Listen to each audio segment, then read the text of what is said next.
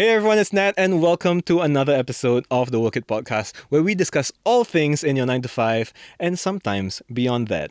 This special episode is brought to you by IMDA. Now today we are talking about how work is changing in Singapore and what it takes to keep up. According to IMDA's latest Singapore Digital Economy report, Singapore's tech workforce has continued to see growth in recent years. Now, you might think that this increase in tech roles only comes from the AI and data sectors, but actually, more than 2/3 of Singapore's digital economy comes from non-infocom sectors. I'm talking finance and insurance. So, it's pretty clear that digital growth isn't just limited to the tech companies. It's happening everywhere. But that does make me wonder, as companies go digital and AI becomes a part of every job, how will our job scopes evolve? How should companies and employees prepare themselves for this shift and support transitioning employees who are trying to get into this burgeoning space? Well, today we're going to find out from two guests who are right in the middle of this transformation. First, we have Goki Muthusamy from Visa, Head of People, who is leading teams through this AI age. Thank you. And we also have Samuel Hoong, an assistant technology manager at SimplifyNext, who has pivoted his career to specialize in generative AI. Welcome, Samuel. Hi, Nat. Thanks for having me.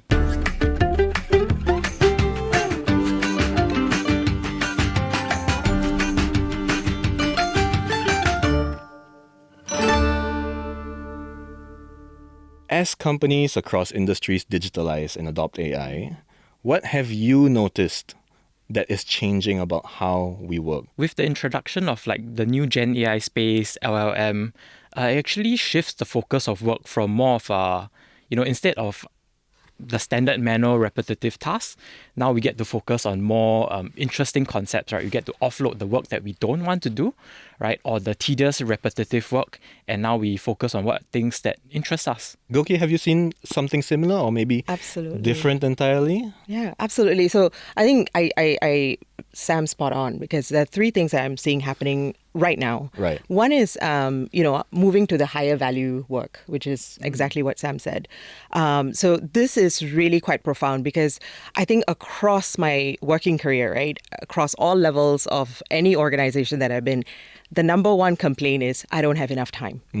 I'm getting boggled down by day to day. I just don't have enough time to do the more strategic work, because you have the BAU eats at you every day, right? The operational work that you can't let go of, and you have to get it done.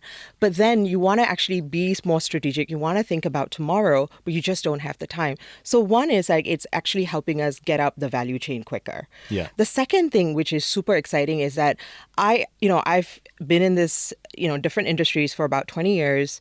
And the number one pain point is reporting and data. And, we have to wait to month end or quarter end or an annual report before we can make decisions. So when you release a new product, in the past, you got to wait till you get all the data captured before you augment your product or you do something different. But now I think you get the insights real time. Like fraud detection is a perfect example. It now happens in milliseconds, so that, teams and companies can intervene quicker. Right. So I think it's super exciting. And the other thing is that I think in the past, when we think about work, we think about one person doing that particular task. But today I have a AI agent, or I have AI that I can actually go back and forth with my tasks. So I'm not doing end-to-end work. Like you said, I can actually offload some of the tasks to my AI to complete for me. And my AI doesn't complain, because it's 24/7. I can send it something at 9 p.m. It's not like, I have to have dinner. It's doing my work for me. And then in the morning, I'm ready to actually go on and interact with it again. So I think that's fundamentally how I see it already shifting how we work. Right. So it's already benefiting, employees, because their tasks, maybe the tasks that they don't love doing so much, the repetitive, boring stuff, it is getting automated, and they are being empowered to automate it with their own functions, their own apps, their own platforms. And for companies, they are seeing it in the way that they are able to bring better capabilities to their customers and their clients. Like you mentioned, fraud detection, just with a snap, it's done, right? Yeah. So I do want to follow up with some things that you've told our producer. So you've mentioned that curiosity, human judgment, and adaptability are non-negotiable skills at Visa in this digital age.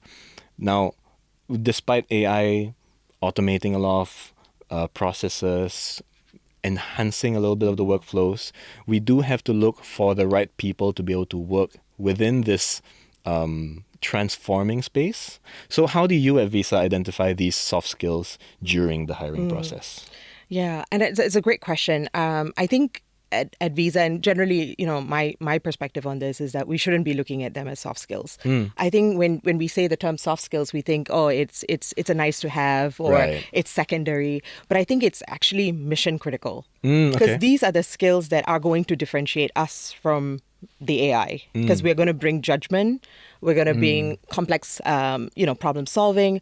We are going to be able to, have that critical thinking. Because in order to get your AI to perform, whether it's task or data aggregation, you need to ask it great questions. So you need that sort of strategic thinking. You need to be a great consultant in terms of what problems are we trying to solve. So I think the most important thing is these are very, very critical and super essential. In terms of interviews, I think when you look at the past, what has happened is a resume walkthrough. Like Yeah. 10 years ago, walk me through your resume, highlight your experiences. It's very much talking about experience of the past. Yeah. I think a lot of companies actually across the board have shifted to much more behavioral assessments. So, tell me about a time where your project got completely derailed. So you're looking for answers that talk about how do I react in the moment to demonstrate resiliency, adaptability, judgment, working with ambiguity. So these things are very, very important. So the shift to behavioral questions are critical. The other thing is a lot of companies like Visa were using case studies Right. to evaluate judgment, logic thinking, what would they do to respond to that different scenarios. We're not looking for perfect answers. I think what we're looking for is thought processes, Right. and what people do, in order to interpret that scenario that they're in. And the third thing is that we're very, very lucky at Visa because we have our leadership principles. So this is across the world. We've had it for many years. It's a way that everybody role models similar behavior. So whether you're in Brazil or in Singapore, you're expected to behave in a certain sort of role modeling way around some very core principles around customer obsession, executing with excellence. And these things are really game changer for us because during our interview process, we're also assessing for these leadership principles that we feel are differentiators. Right. Okay. So I think tip for anyone who's going through an interview process, look through the company and try to understand what are their leadership principles, what are they looking for. Right, core values, the kind of Exactly. people that work there, and try to embody those values. I That's guess. right. Okay. Well, I mean, that's very good that we're talking about people going into companies, but we can't ignore that most companies already have a workforce, and actually a lot of the people that I talk to nowadays, they are worried that if their company introduces AI, will they be prepared to take this on? Will they have the time to learn these new skills, learn how to use these platforms? And actually, it seems like a lot of companies are already helping their employees do so. According to IMDA's recent Pulse survey, about 7 in 10 surveyed AI users said their employers had provided support most often through training. So I want to know from Visa, how do you nurture these qualities in your existing workforce? Because you can't just let go of someone because they don't know what ChatGPT is, right? Or they don't know how to use AI. You gotta give them the chance to learn. So how do you guys approach that? One thing that has really helped is giving these tools and technology in the hands of our employees. That's number one. So we have, sort of Copilot, GitHub, Perplexity Pro. We've given the tools to empower our team members. But that's not good enough. Yeah. Because you need to also create a culture where these tools are being used in everyday life and everyday settings. Okay, well, Samuel, I do want to know from you. You are quite young. I'm sure you're familiar with AI even before you started working, right? You played around with ChatGPT a little bit. Was that the case for you? Yeah, more or less. Okay. So I wouldn't say necessarily before I started working. I think ChatGPT only really came out like after I entered the workforce. Okay. Right. I mean, of course, I think the technology was there earlier on, but it didn't get the kind of traction it did today. Right. So, of course, back in school, in your modules, in your courses, as an engineer, I did learn about like more traditional kind of AI, machine learning, your standard regression and various, ML models, right? Do you think that experience with AI when it was coming about, when everybody was just realizing that this was a thing, right before it hit working capabilities, did playing around with that actually help you now where you are using it for work? Yeah, so I would say definitely it did. I have to caveat as well that, when it first came out, I don't think its capabilities were as good as it is Oh, today. definitely not, Right? yeah. It definitely got smarter. Not just the AI model itself getting smarter, the techniques of using the model also improved, right? So I feel like, having played around with it since the start, having grown with the technology, right? Not just being thrown in the deep end, Yeah. right? And expected to learn everything all at once. I think it definitely helped ease that experience. For you, it was a little bit easier because you were learning at the time when everybody was learning as well. I dare say that some people are a lot more proficient at it now than others. So for these others that we don't want to just shove aside, there is always the path of upskilling, right? And we've talked about it before on the Work It podcast, about how this is more than just getting fresh certs, more than just getting qualifications. You really have to get into the weeds of it. And as a company and as an employee, what does successful upskilling look like to you? Have you experienced upskilling yourself, Sam? For me, I guess this career conversion program was part of it, right? All right, yeah, I guess so, Having been yeah. thrown actual projects, I feel like, you're not just building castles in the sky anymore. You have actual experience, actual real life use cases, actual real life constraints, right? You realize that, just having the cert gives you a basic foundation, right? It's just a starting point.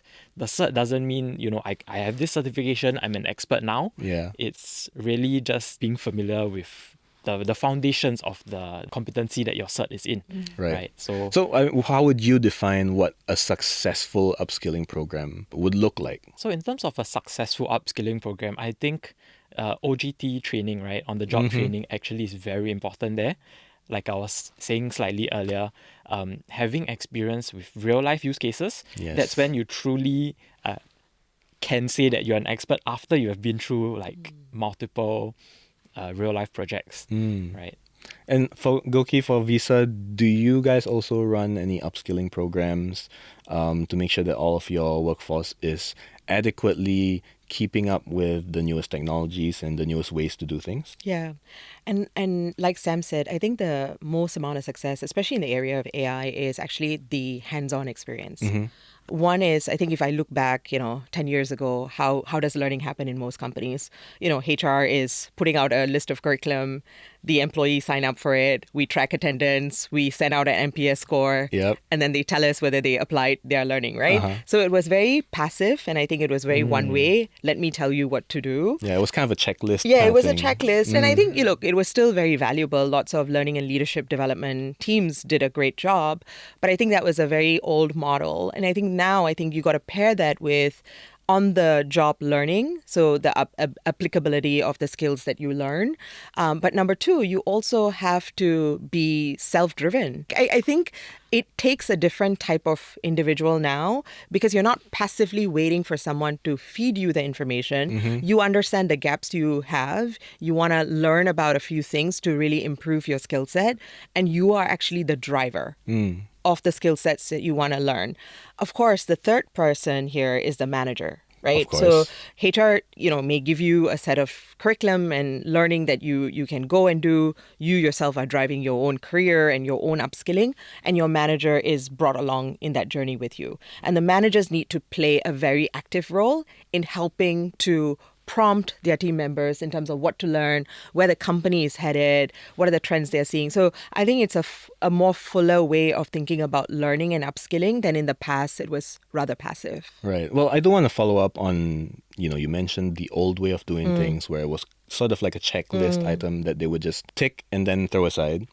In some cases, some people did it very well. But how do you track the success of upskilling now? Because there seems to be a lot more moving parts to this where, the company's involved, the manager involved, the worker themselves are involved. So how do you determine that this upskilling program was successful? I think it has to be applicability. At the end of the day, let's say I go for a data course, right? And I've taken that. I'm super happy with my certification. I put it on LinkedIn, right? I'm super excited about it. The manager needs to talk to me. We need to debrief on my learning. And then 3 months later, I'm building a dashboard that my team is using that is helping to solve client problems. The data is very accurate. It's cutting down the hours that my team is spending trying to manually curate the data. Right. So to me, that is something that is successful because it's a win-win for the individual. They're applying their skill, and the company is also getting some benefit out of it. So a few years ago, we collaborated with IMDA with a commitment of training 300 Singaporeans. They didn't have a background in computer science or computer engineering. What we said is that we want to actually take these 300 people over the course of a year. We want to train them both on-the-job training and classroom training, and we want to put them in technology roles. Right. It was an amazing experience because I think the results actually were very surprising because, you're cramming 3-4 years of education and internships into a year-long program. It was very intense, but the 300 folks were really committed and they were really motivated to make this work. It was a very hard curriculum. I think we learned a lot. They learned a lot. We ended up hiring about 50% of this cohort. Oh, wow. And about the rest went on to do other roles in other companies and really flourish. So it was really eye-opening because these are experienced professionals. They're not new grads. They're experienced professionals who are already in the job market and they had to sort of step out of it. So we know this can happen, but we do need companies that are committed. We do need individuals that are committed. We need an ecosystem, and a support like IMDA was phenomenal in order to get this off the ground. For the employee side, how do they prepare for job scopes that maybe don't exist yet? Because in this new age, it seems like a lot of the job functions could come out of nowhere. Today, your role might be A, but tomorrow it could include B. So how do you see employees preparing themselves for this? It's a really great question. It's one that I've been pondering on. And I think first and foremost, as cliche as this may sound, it is about having the right mindset. Okay. And I think a lot of it is to do with the growth mindset of individuals. And Satya Nadella, who's the CEO of Microsoft, he talks a lot about this, the learn it all mindset versus the know-it-all mindset. So I think it's going from fixed to much more flexible, to much more adaptable. You have to have that resiliency that, like you're okay with your goals and priorities shifting. Things that you're working on may not be relevant in the next quarter, and you have to be comfortable with that. You have to be comfortable with ambiguity, and you have to be comfortable with failure. I think that mindset is really, really important. Right. So that's number one. And I think the other one is that it's really good. I think in the past we called it the T-shaped talent, which is going deep in one area and being broad. I do think it's wise to pick up a few areas that are adjacent to really sort of well-round your skill set. So maybe, if you're very, very deep and technical in one area, maybe look for an adjacent area and upskill yourself. I think, Sam, you've been a great embodiment to that sort of thinking, right? So I think being more, picking up a few other subject matter areas, I think becomes very valuable. Of course, you want to balance it, not becoming the jack of all trades, right? Yes. So I think the other thing about preparation is being proactive, being across trends and industry. And today with AI, there's no reason you can't do that because knowledge and information has become very much democratic. You can access anything at any time. So I think being able to keep abreast of where things are going, reading up on things, understanding the trends, being part of industry forums, those become very, very important. And then reskilling yourself in the areas that are adjacent to you is quite critical. Well, we are seeing, maybe some good numbers come out of this. A lot of people are using AI at work. In the same pulse survey that I mentioned earlier by IMDA, it found that nearly 3 in 4 workers reported using AI tools at work. So, Samuel, you've talked about this with our producer. You've talked about the AI boom in the workplace and it feeling like a natural progression And it does seem like it, since a lot of people are starting to use it in the workplace. Could you talk more about why you think this is so natural, that actually AI is nothing to be afraid of and it's just something that we have to get with the program or get out? I see AI almost like a tool that helps you, right? Just like how Excel is a tool that helps us today. You can't even imagine going back to the times before Excel where people are writing out their numbers on pen and paper, having to calculate everything manually, punch it into a calculator, right? I think we just have to embrace the tools that are given to us today, right? And of course, not just today, but also in the future, tomorrow, right? Just because Gen AI is big now doesn't mean that this space will stay, right? It might stay for the coming 5 years, it might stay for the coming 20 years. No one knows. As a savvy professional, working in AI, we, like you said, we don't know how long it will take for the next innovation or how long this will be relevant. But the fact is that right now it's crucial almost to the workplace. In your opinion, what kind of AI basics should people start with to get familiar with the use of AI? It's not so complicated, right? Having actually delivered Gen AI solutions to clients, right, we see the extent of things. But actually in reality, just to help your day-to-day work, I think you can start just by staying curious, playing around with the interface, seeing the kind of responses that are generated. Of course, once you are comfortable with that, we can move on to the next stage, right? Explore some simple prompt engineering tactics. So like how you speak to the AI, right? Correct. The kind of prompts that you put in, right? How you structure the questions, how you give the AI a personality or persona, right? Some of these tactics do actually give a pretty sizable increase in performance. Goki, in the next decade, we've waxed poetic about how AI is crucial, how it's becoming more and more the norm. Right? Just 2 years ago, it entered the workforce and became a capability, and now it is almost non-negotiable when you are working. How do you see the opportunities or the areas of growth that employees should look at now to remain relevant when the next big thing comes? I think before we look forward, let's look back a little bit. I think we forget how much of technology revolutions we've been through. And I think a few things come to mind, right? One is the internet, right? Those who lived through the 90s, where you hear the modem sound still. Yes. It was pretty profound. I mean, it was very profound. So in the 90s with commercial use of internet, that was a big revolution. It connected the world, and it all of a sudden felt everything was accessible, right? The second one was the smartphones and the iPhone in 2007. And the world, again, became a lot more connected. You could do a lot more things on the go, and it was just a revolution. And then e-com, right? You don't have to buy groceries, or you can get things delivered, and it's a very sort of magical way of like experiencing, and brought a lot of efficiencies to our lives. Brick and mortar stores still continue to exist. So I think we forget the amount of technology change that we ourselves have been through, and come out of it better work lives, better personal lives, a richer social life. Like in every corners of our world, we've experienced transformation, and so I think first of all, like embracing it as a positive, I think is really helpful.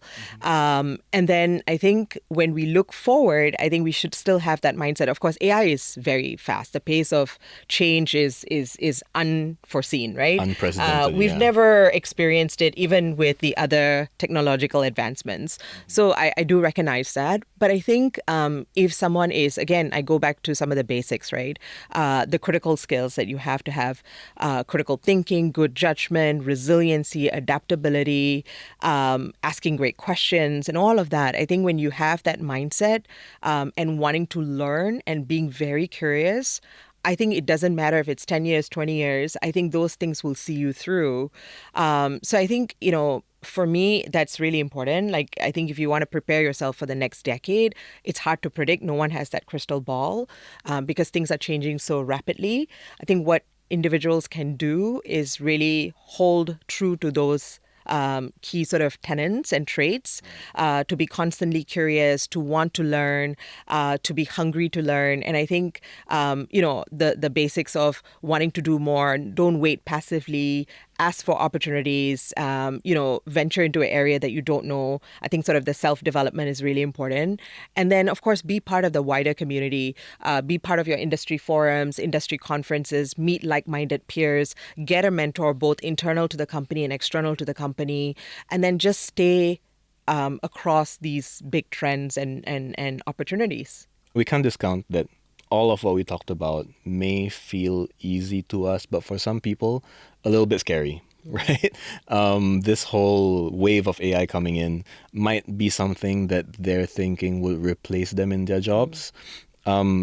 If you could speak to them in just one sentence, what's your message to these people who fear that AI might make them irrelevant, might make their jobs irrelevant, might make them less appealing of a hiring prospect or less appealing for a promotion? What would you say to them if you had one sentence to say? For me, I would just say this analogy where I think of AI as like an Iron Man suit.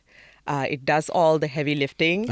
It gives you superpowers. But at the end of the day, you're the driver. You're in the driver's seat. You're telling it what to do. You're getting it to help you. And you're driving the Iron Man. Right. Everyone's Tony Stark in this Yes. situation. Okay. Samuel, what do you have to say? Similar to what Goki has shared, right? Don't be afraid, Instead of an Iron Man suit, I see it as a personal assistant available to me 24/7, right? Anything I want to ask it, help me to do stuff, it's there available at your fingertips anytime, right? So don't be afraid, right? Embrace the new technology, right? Of course, the shift in mindset is required, so do stay open, right? But don't be hesitant about, exploring new things. And for Gen AI, I would say the bar to entry is actually very low. All right. Well, very empowering words from both of you. Thank you so much again for joining us on the Work It podcast. Now, thank you as well for listening. If you have a work-related question, write to us. We are at cnapodcast@mediacorp.com.sg. We are also on Spotify, Apple Podcasts, Me Listen, and YouTube, where a video version of this podcast is available. I'm Nat, and this episode of the Work It podcast was brought to you by IMDA.